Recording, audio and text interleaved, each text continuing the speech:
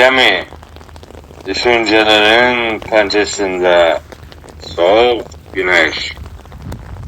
Kurumuş yaşam, yorgun benliğim. Zihnimde sakladığım düşüncelerim. Gerçeğim sıradan gül, yokluğunda acılarım. Sevdanın tutsağı.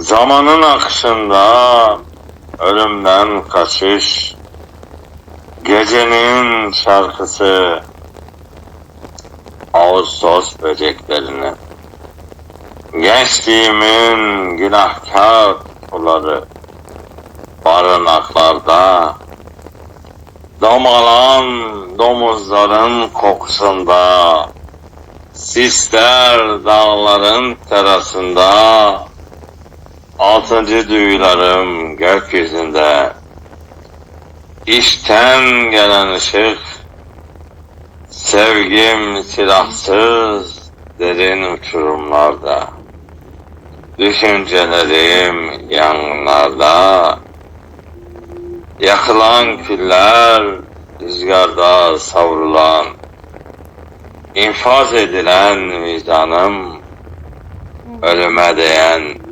gerçek. Gün aydınlık, düşense gölgeler, safran sarısında güneşe bürünmüş kadın, dudaklarında gülün kokusu, al yazmalarında, acılı zihnimde gerçekler, kimliğim uçurumlarda, ruhumda iyilik izleri, ateşli sözcüklerde.